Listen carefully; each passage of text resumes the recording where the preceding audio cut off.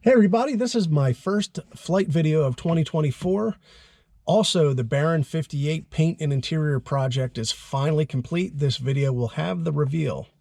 As for the flight, I'm flying from Chester County, Pennsylvania to Indianapolis, Indiana, and then on to Wichita, Kansas. I'm going to FlightSafety International to do some Recurrent flight training and simulator training. Welcome aboard. Hope you enjoy the flight.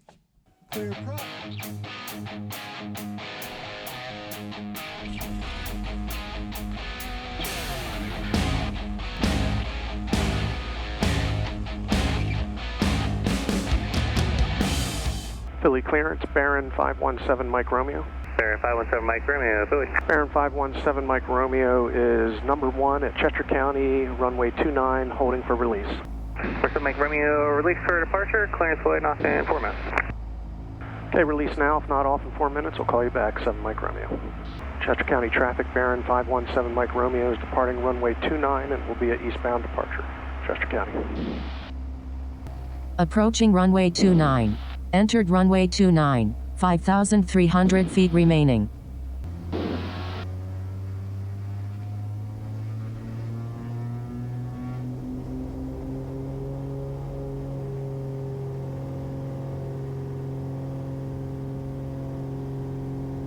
Airspeed's alive. Looking for 85.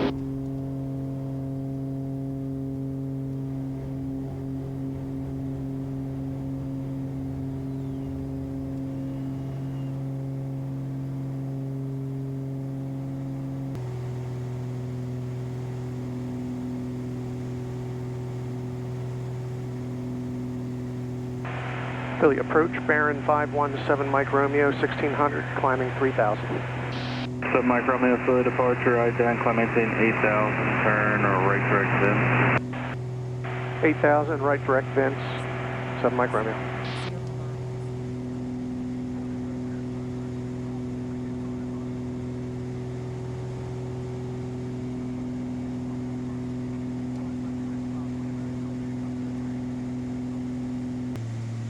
After a lean, I have an EGT and a CHT on my left engine 5th cylinder that's kind of low. Don't remember it that low compared to the rest, so I don't know what that means. And on the climb out, it was the hottest cylinder when I was on EGT, when I was climbing out. Rich. Keep an eye on it. So now we're in cruise on our way to Indianapolis. Figured now's a good time to run the reveal. Enjoy.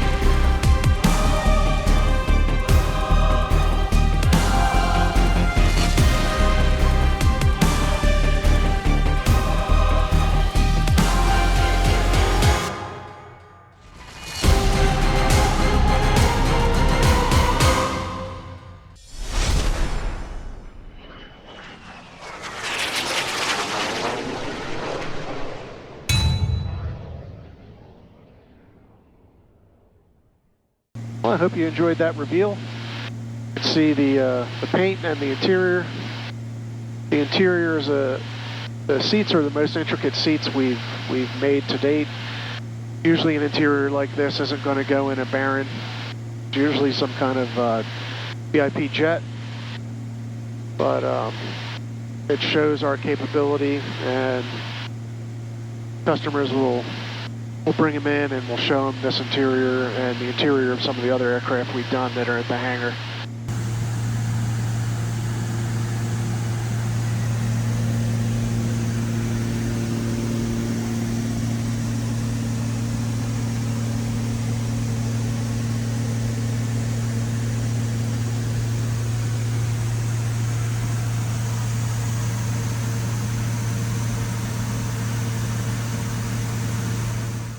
I'm going to skip ahead here to keep the pace of the video going.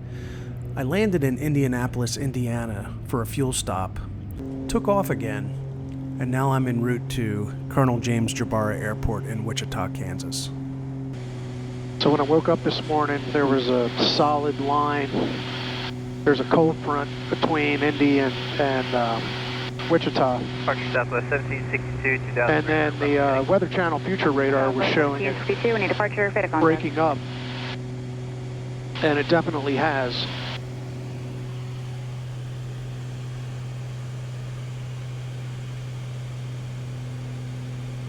Very, very scattered light rain now. Southwest 1762, climate maintain 13,000. Yeah, when I woke up this morning, I almost decided to go airliner. But when I saw it was going to bust up like that, my decision was I can go non-stop to Wichita in this plane, but I got a nice between 25, 30 knot headwind. So that's a long 6.5 hour flight, so getting out, stretching the legs at Indy was welcome. And my thought was I'll come halfway here, stop at Indy, get a whole bunch of fuel. So lots of fuel creates lots of options when we're flying around weather. I decided to land at Indy, assess the situation, and take on a bunch of fuel and decide what to do next. And the decision's a no-brainer. We should be able to easily get to Wichita. So when I took off out of Chester County, I had my fifth cylinder EGT was kind of wonky. It looks like it's kind of fixed itself now, though. I guess that flight out here, I don't know if the injector had a little clog that's now blown through now. Checking my light clearance here. When I had the seats done, it's a balancing act between comfort and height. I'm 6'2", so it tends to put me up into the headliner. So with the seats, the upholstery, we upholstered them pretty light, but when I first tried it, it was still a little too high, so we purposely designed them so that we could add or subtract some foam. Did that purposefully so that we could dial it in. I have some video of us cutting the existing foam out and then putting a thinner foam in, which I'm sitting on now, and I'll play that video. And the comfort, I mean, I'm still sitting on foam. It's comfort. I can just barely feel the frame of the seat. So it's pretty much as the minimum amount of foam we could do and still maintain a comfortable seat. So I think we hit that balancing point pretty good. I always like flying around here in these puffy clouds like this, when you can see them, as opposed to going into them and everything's all white. So I landed at Colonel James Jabara Airport in Wichita, Kansas, spent 4 days at FlightSafety International doing some flight training, and I'm departing early on a Thursday morning. Well, here I am at 6 a.m. Decided to get a very early flight out of here because thunderstorms are scheduled to roll in. So just waiting on my fuel top off, and we're going to get out of Colonel James Jabara Airport, heading straight nonstop to Chester County. Clear prop.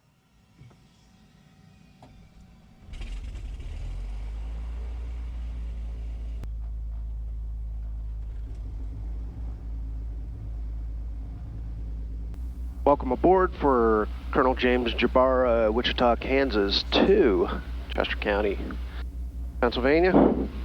Lining up to roll runway 18, it'll be a departure to the east, Jabara. It's a departure, huh? Going to Boston. Just got finished another recurrent at FlightSafety in this plane, going through all the things that are kind of too dangerous to do in real life. After we had a fatality at our field, twin engine airplane, engine loss, crash, loss of life.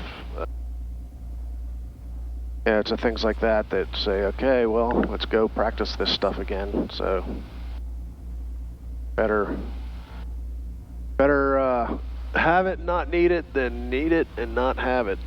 So, you know, in normal flying, fortunately, unless you actually have an emergency, not practicing that stuff.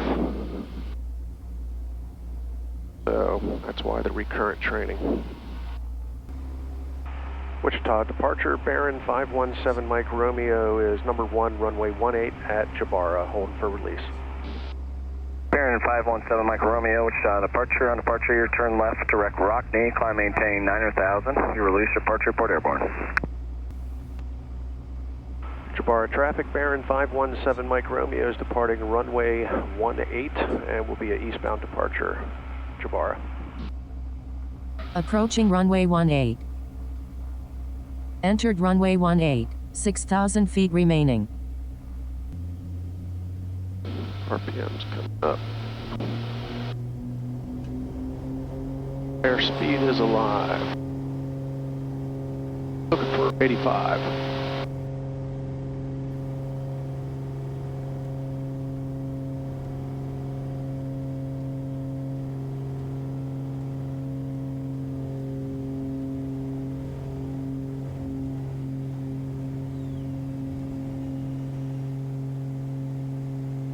Departure Baron 517 Mike Romeo, 2,500 for 9,000. 517 Mike Romeo, Wichita departure, back 1 mile southeast of Jabara Airport, Wichita altimeter 2974. 747 Mike Romeo. Baron 7 Mike Romeo, thank you. And there is an area of light precipitation. It's about 4 miles east of Rockney, and it's moving northeastbound, about 5 miles in diameter, but it does look like it kind of extends down to the southeast. So me advise if you need to deviate. 7 Mike Romeo. Okay, good thing I'm getting out of here when I did, because these little storms are starting to kind of fill it up.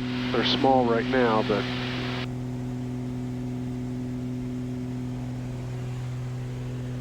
you can see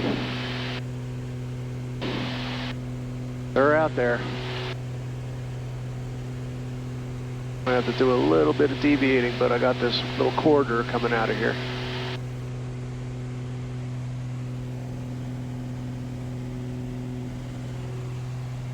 This is how I like to set this up when I'm flying in weather. Put XM on the left side to kind of get the macro view of what's out there, and then the radar on the right side. Get the real-time view of what's out there.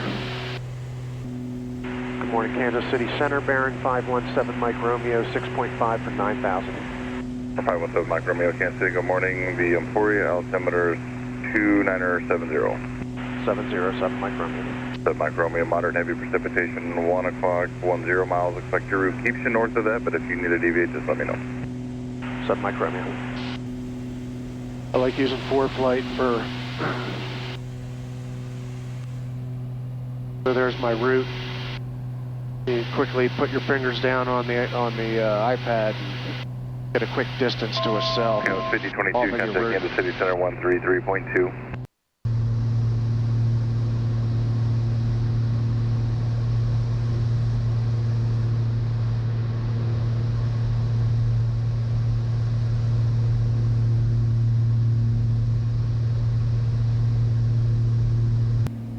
Hey guys, so about 2 hours into the flight, about 3 hours left to go. Just cruising along here. I'm out of the weather. I have good visibility. I'm just reflecting on my time I spent at FlightSafety. This is the third year I've gone. I went from 1299, Kansas City Center, climb maintain. I went from my initial training. 30, good direction, Charlie on course. I had maybe about 10 hours in the Baron.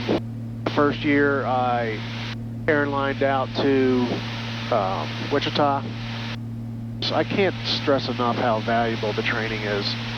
You go through so many different things, all kinds of different failures, electrical failures, gear failures, split flaps. Yeah, that was one kind of funny one. So on day 2, we do all the engine failures. So you're doing engine failures. They start off with an engine failure. You've taken off, you put the gear up, you're in your climb shortly after takeoff, and you lose your engine. So that's how they start, basically handling that, returning back to the airport and landing. You do those a few times, and they start going and doing the engine failures right after rotation. So then they go from there, and they start doing the engine failures right at rotation before your gear's up. So you're basically pulling power back and landing the aircraft. So I'll show you a quick little clip of what that looks like.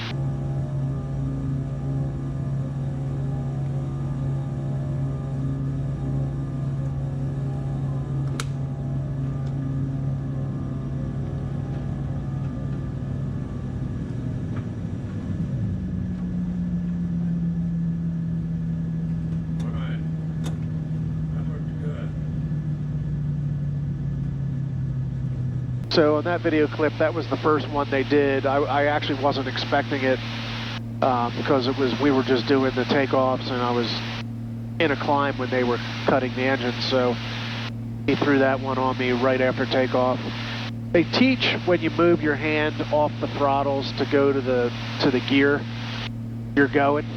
But in that case, I kind of broke the rule there. My hand did come off. I was going for the gear right when the engine quit. So I backtracked back to the throttles, pulled it, and landed. I think I probably would have done that in real life too. I guess, you have your rules, but then you have specific circumstances. And in that runway, we were in Minneapolis, I had a lot of runway left. I think a situation like that where I had an engine failure as I was moving for the gear, when I have a lot of runway left, I'm going to put her back down. So, and then it gives me as I'm going in on the approach, I pull some flaps, and he gives me a split flap. So initially you're doing engine failure, engine failure, engine failure, and then you get the split flap, which gives you kind of the feeling of an engine failure. You identify it, and you pull some power, you go into verify, and on the verify step, you still have your engine. So it's like, okay, we got something else going on here. I keep the engines running. I pull the flap up to see if that does anything. It really didn't. So then I look outside to look at my flaps to see if they're hanging. And of course, in the simulator, you can't see that. You just kind of see the front half of the wings when you look out the side. So that was pretty much the second day. A lot of engine failure procedures. The failures, the engine failures and things. It's just it's stuff you don't really get to practice. And since the year prior, so it's really good. Harrisburg approach, Baron 517 Mike Romeo. Go ahead and cancel IFR at this time and go direct Chester County. Baron 517 Mike Romeo, Harrisburg, Roger. IFR cancel received. Maintain VFR, altitude discretion. Okay, maintain VFR and start the descent shortly, 7 Mike Romeo. Harrisburg approach, Baron 517 Mike Romeo has the field in sight. Baron 517 Mike Romeo, Roger. Radar source terminated, squawk VFR for change approved. Good day. Have a good day, 7 Mike Romeo. Chester County traffic, Baron, it's on a 45-degree entry for the downwind 29, Chester County. Chester County 71 Yankee, final short approach for 29, Chester County.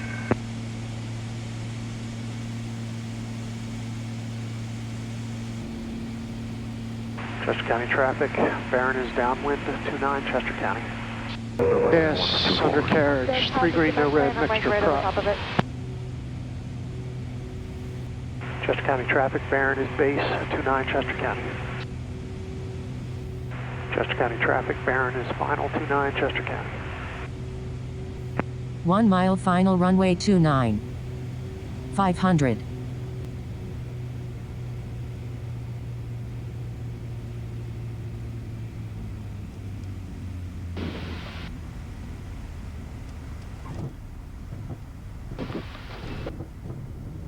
Chester County 71 Yankee base final short approach for 29 Chester County.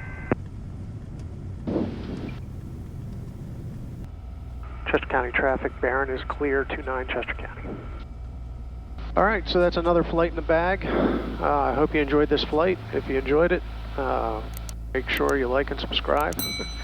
And I don't know what the next flight will be, but when the next time comes that there's something interesting to share, I'll get the cameras rolling.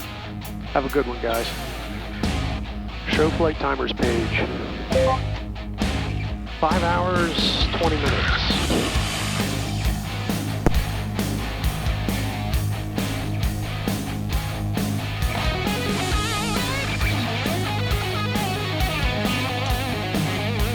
See ya.